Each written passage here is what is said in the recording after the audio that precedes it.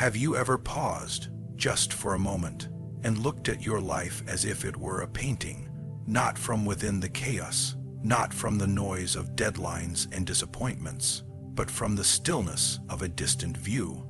You might see that everything, every choice, every detour, every joy, and every heartbreak has led you here, to this moment, this breath, this question you've carried quietly inside you. Is this all there is? So many of us are haunted by that silent whisper. It follows us through crowded rooms and lonely nights. It hides behind achievements. It waits beneath the smiles we wear. We reach for more money, more recognition, more control, hoping that maybe, just maybe, the next milestone will finally fill the emptiness. But it doesn't, because it was never about the world outside. Albert Einstein once said, "The world as we have created it is a process of our thinking. It cannot be changed without changing our thinking." That one sentence holds the key to transformation. Not the surface kind, the type that comes from new clothes, new jobs, new cities, but the kind that rearranges your very being, the kind that shifts your gaze from the mirror to the soul behind it. You see, most people live their entire lives as passengers. They're born into a system, fed a script, told who they should be, what they should want, how they should act, and slowly they forget the truth they were born with, that they are the artist, not the art, the writer, not the character. And if the world feels too heavy, too dark, too out of reach, it's not because the world is unchangeable. It's because we have forgotten where change really begins. We think change starts with action, with hustle, with the grind, but Einstein challenges us to look deeper. Before the action, there is a belief. Before the belief, there is a thought. And before the thought, there is you, the observer, the thinker of thoughts, the one with the power to step back and ask, is this belief serving me? Is this thought mine, or was it handed to me? The world is filled with noise, opinions, doubts, fears disguised as logic. And if you don't choose your thoughts, the world will choose them for you. That's why real change isn't about doing more. It's about becoming more aware, more awake. To what you think, to how you feel, to why you choose the things you choose. Because your life is not a series of random events. It is the mirror of your mind. If you believe the world is against you, you will find enemies in every corner. If you believe you are unworthy, you will reject every act of love sent your way. If you believe you are powerless, even freedom will feel like a prison. But the moment you dare to believe something new, everything shifts, and it doesn't start with some grand, dramatic epiphany. It starts quietly, with one small decision to question the narrative, to stop asking, "Why is this happening to me?" and start asking, "What is this trying to teach me?" Einstein's genius wasn't just in mathematics or physics. It was in perception. He saw the universe not as fixed, but as flexible, not as something to conquer, but something to understand. He reminded us that our thoughts are not passive. They are creative forces. Invisible, yes, but no less real. They shape the way we love, the way we lead, the way we wake up every morning and face the mirror. You don't need to move mountains. You only need to move your mind. Because once you change the way you see yourself, you change the way the world responds to you. Once you start believing you are worthy of peace, you begin to create a life that reflects that peace. Once you believe you have value, you stop chasing people who forgot how to see it. And once you believe you are enough, not tomorrow, not someday, but now, you free yourself from the hunger that never ends. But this kind of change doesn't happen by accident. It happens through presence, through repetition, through the courage to challenge your own conditioning. That is why you're here, why you pressed play, why your heart feels the quiet pull of something deeper, because some part of you, perhaps a part long forgotten, knows that life isn't supposed to feel like survival. It's meant to be a becoming. And if you can wake up each day, even for 5 minutes, and feed your mind with thoughts that serve your highest self, you will begin to rise, not just in the eyes of others, but in your own eyes. That is where real power lies. The world may still be chaotic. The circumstances may not instantly change, but you will no longer be the same. You will walk with intention, speak with clarity, listen with empathy, and move through life not as a victim of thought, but as its master, because you remembered what so many forget. That change doesn't begin with what you do. It begins with who you are when no one's watching. And when you become someone who chooses your thoughts like an artist chooses color, deliberate, present, aware, your entire life becomes a masterpiece in motion. Let this be the beginning, not of a day, but of a new way of being. Let this be the thought that echoes louder than fear. You are not your past. You are not your failures. You are not what the world told you to be. You are what you choose to believe today. And that choice is the seed of everything to come. Keep listening, because in the next breath, we'll begin to explore the lesson that Einstein lived by, the one that reveals how the invisible world of thought becomes the visible world of form, and how you can change everything by changing just one thing. If the mind is the architect of reality, then our thoughts are the blueprints. Every moment, we are building something, either a prison or a path. And the materials we use are invisible. Beliefs, perceptions, stories we've told ourselves for years. Einstein understood this deeply, not just in theory, but in how he lived, how he questioned, how he saw the universe. He once said, "Reality is merely an illusion, albeit a very persistent one." What did he mean by that? That the life we think is solid, fixed, and immovable is in truth shaped by what we believe to be true. You've been told that you need to wait for something outside of you to change before you can feel better. That when the job comes, or the relationship heals, or the body looks different, then you'll be whole. But what if that's backward? What if healing doesn't come after the change, but before it? What if the moment you begin to think differently, reality starts to bend in response? The world responds not to who we pretend to be, but to who we believe we are. And your belief is everything. Think of a child learning to walk. They fall hundreds of times, not once thinking they'll never get it right. They move with trust, curiosity, faith in something unseen. They believe walking is possible because they've seen others do it, and that belief pulls them forward through failure. What pulls you forward? What are you believing in even now? Many people unknowingly worship limitations. They bow to the idea that they're too late, too broken, too ordinary, and in doing so, they create a world that reflects exactly that. Because belief becomes biology, belief becomes behavior, belief becomes life. Einstein didn't become a genius by memorizing facts. He became one by questioning everything, including the limits others accepted as truth. When others saw a wall, he asked, "What if there's something beyond it?" That question changed the world, and it can change yours, because the same mind that questions can also create. The same mind that doubted can learn to dream. The same mind that once accepted fear can begin to make room for wonder. There's a story about a man who wandered the desert for years searching for water. He carried a heavy, rusted bucket everywhere he went. Every day he prayed for rain, never realizing the bucket he dragged was filled with holes. Until one day, exhausted and empty, he stopped. He looked at the bucket, really looked, and realized that even if rain came, he couldn't hold it. It would all leak away. The problem was never the absence of rain. The problem was the container. That's how many of us live. We wait for life to pour goodness on us. Love, success, peace, but we carry beliefs that can't hold them.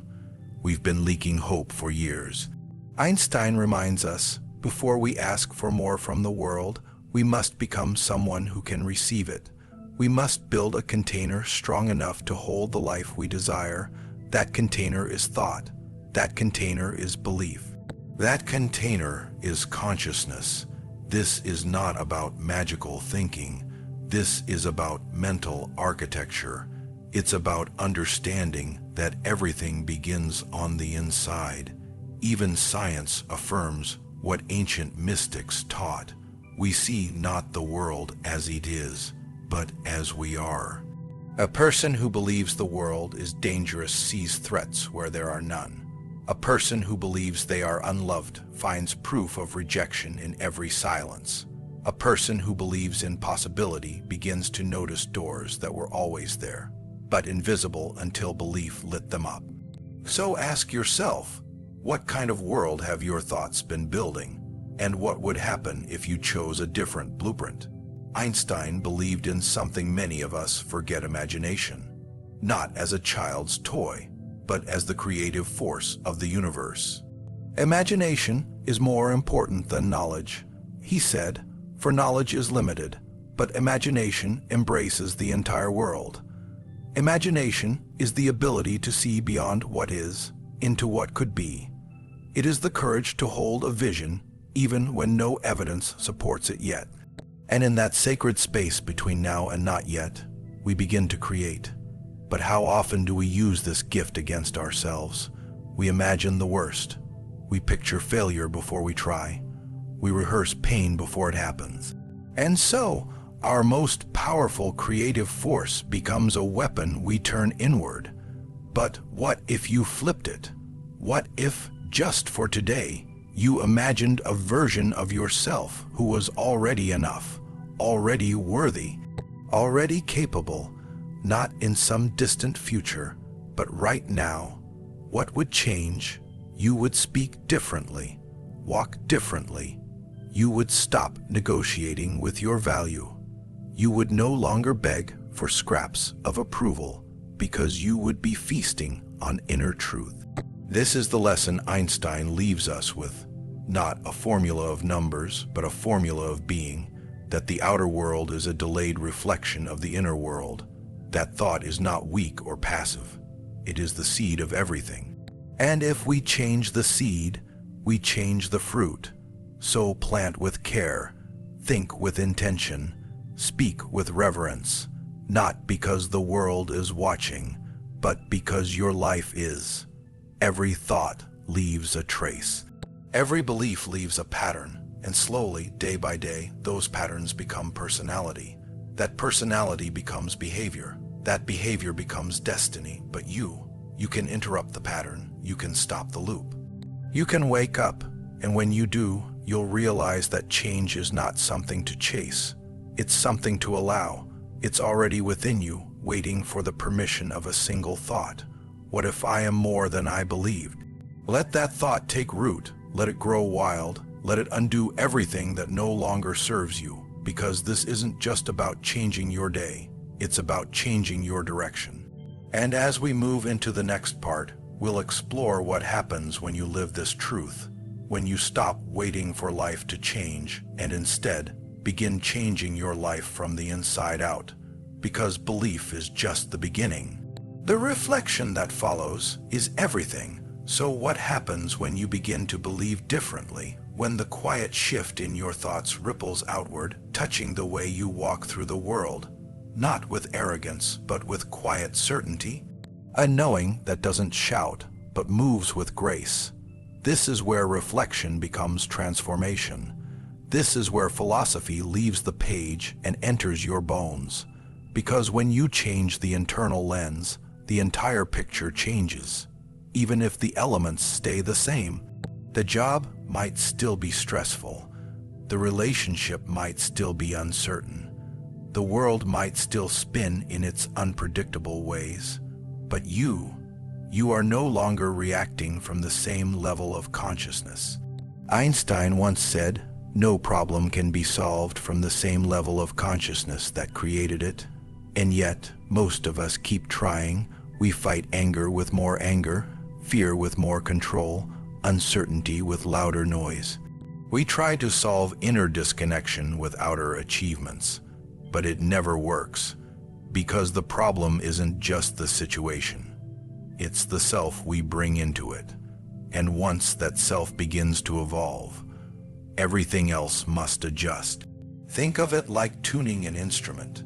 The strings were always there, the wood always crafted, but until the right tension is found, the music never truly sings. Your life is the same. The raw materials are already in you.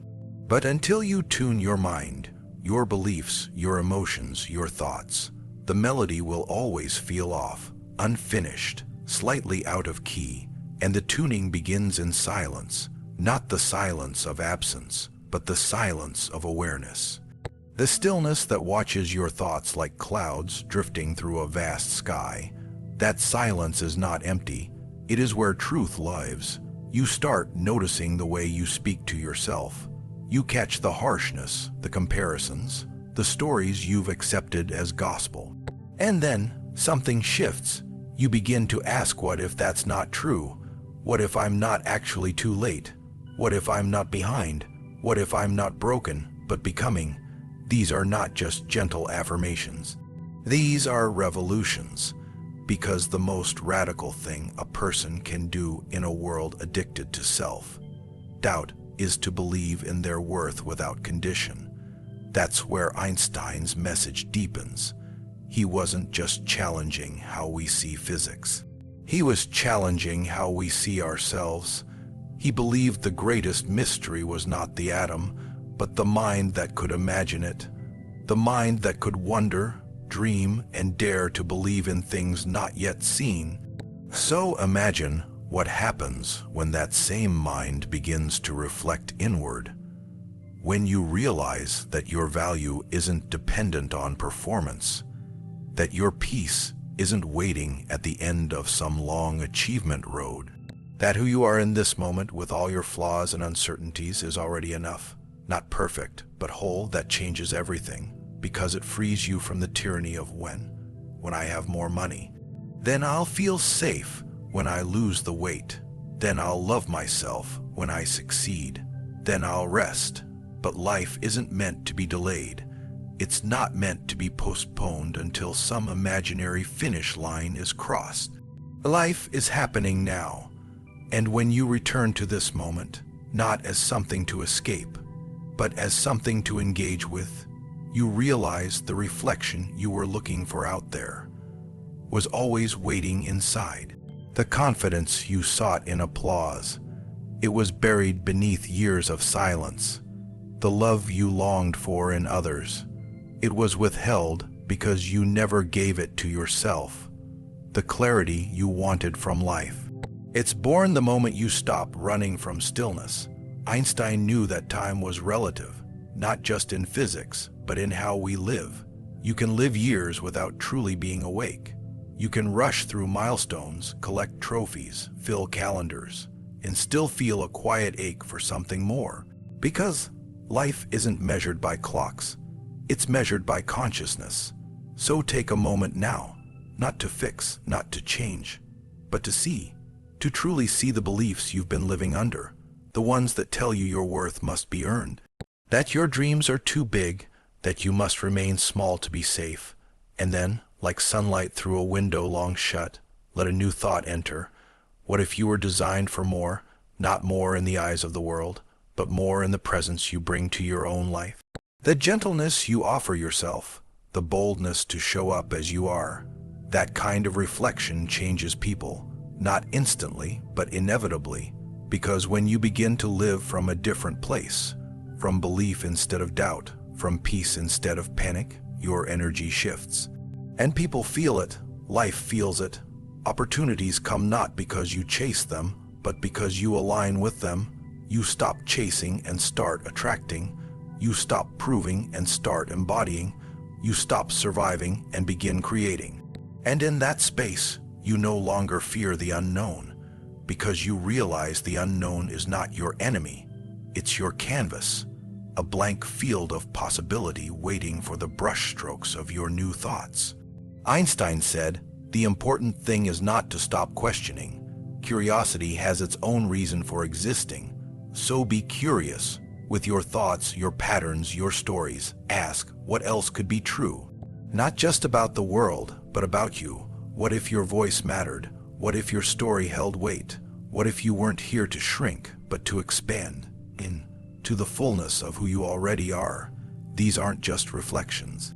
These are foundations, because the life you long for does not begin with more effort. It begins with more awareness. It begins with the courage to question what you've believed for far too long. And the moment you do, the world doesn't just look different. It becomes different, not because it changed, but because you did. And as we move into the final part, let that thought echo in your soul. You are the author of your perception, and that perception shapes reality itself. You are not a victim of your life. You are the one reflecting it into being, and the story is still being written. The story is still being written, and the pen has always been in your hand, though the world may have told you otherwise. You are not born to repeat someone else's lines. You are not meant to play a role handed to you by fear, tradition, or the quiet expectations of others. You are here to live a life that feels like yours. To think freely, to feel deeply, to choose consciously. This is the message at the heart of Einstein's wisdom. Not just that the universe bends to laws we can study, but that within you lives the same power to bend the direction of your life through one bold decision at a time. One thought, one belief, one refusal to keep shrinking into a smaller version of who you could be. Because you can't live a transformed life while clinging to the same old thoughts. You can't create freedom while carrying chains made of guilt, comparison, or the fear of failure. You have to decide every single day who you want to be, and you have to mean it. You have to embody it not when it's easy, but when it's hardest, when doubt whispers, when comfort tempts, when fear dresses itself up as logic. That's the quiet battle. Most people never speak of the battle between the self you've been and the self you're becoming. The world will pull you back. It will hand you a mirror filled with old reflections. But you get to choose whether you accept that reflection or create a new one. This is not motivation for a single day. This is remembrance, a return, a reconnection to the simple truth that your life does not happen by chance. It happens by choice, by presence, by courage. And if you forget, as we all do, you can return to the silence, to the breath, to the moment between stimulus and response, where all power lies. That's where transformation begins, not in the noise, but in the stillness, not in control, but in surrender to a greater intelligence that lives within you. Einstein called it intuition, the sacred knowing that doesn't speak in words, but in resonance. That inner voice that doesn't need to be explained to be trusted. He once said, "The intuitive mind is a sacred gift, and the rational mind is a faithful servant." We have created a society that honors the servant and has forgotten the gift, and that forgetting has cost us greatly. We've glorified productivity and dismissed presence. We've valued intelligence and overlooked wisdom. We've chased success and ignored our souls. But the time has come to remember, to return to the gift. To know that a single moment of inner alignment is more powerful than a lifetime of striving in the wrong direction. Because alignment is magnetic. When your thoughts, emotions, and actions all face the same way, life begins to flow. What once felt forced now unfolds. What once felt distant now draws near. And that's not magic. That's coherence. That's what Einstein meant when he said, "Everything is energy, and that's all there is to it." Match the frequency of the reality you want, and you cannot help but get that reality. So the question is not whether life will change. The question is whether you will rise to the level of the life you say you want. Will you rise above old stories? Will you rise beyond the fear that kept you quiet? Will you rise past the patterns that dulled your light? Because the world doesn't need a louder version of who you were. It needs a more honest version of who you are. And you don't get there by accident. You get there by waking up each day and choosing differently, by watching your thoughts, not with judgment, but with curiosity, by tending to your inner world like a sacred garden, planting what uplifts, pulling what poisons, and trusting that the harvest will come, not on your timeline, but in perfect time. You don't need to force your evolution. You just need to stay close to it. You just need to keep showing up for your truth, even when no one applauds, even when the results are still invisible, even when it feels like nothing is changing, because something is changing. You are. And the greatest change you'll ever experience is not a job, a bank balance, or a number on a scale. It's the moment you realize that you are no longer living in reaction to life, but in communion with it, no longer surviving, but creating, no longer repeating, but remembering. And what are you remembering? That you are not small, that you are not limited by the past, that you are not broken. You are becoming more present, more free, more whole, and that becoming is what changes everything. You may not see the effects immediately, but you'll feel them in the way you breathe, in the way you listen. In this way, you no longer chase love because you are in love. In this way, you no longer prove your worth because you know your worth. In this way, your presence alone becomes a permission slip for others to awaken to. That's the real impact. Not what you do, but who you become. Because who you become shapes what you do, and what you do reshapes the world. So if you remember nothing else, remember this. You are not here to live someone else's version of life. You are here to live awake, to think freely, to love deeply, to change courageously, to create consciously. And each time you return to that truth, even for a few minutes a day, you're not just changing your mood, you're changing your life. Einstein gave us equations, but he also gave us perspective, that the world outside is secondary to the world within. And when you honor that, when you align your thoughts with peace, your actions with love, and your life with integrity, transformation becomes inevitable, not someday, not when you've earned it, but now. Because the change begins the moment you choose it. And in choosing it, you remember who you've always been.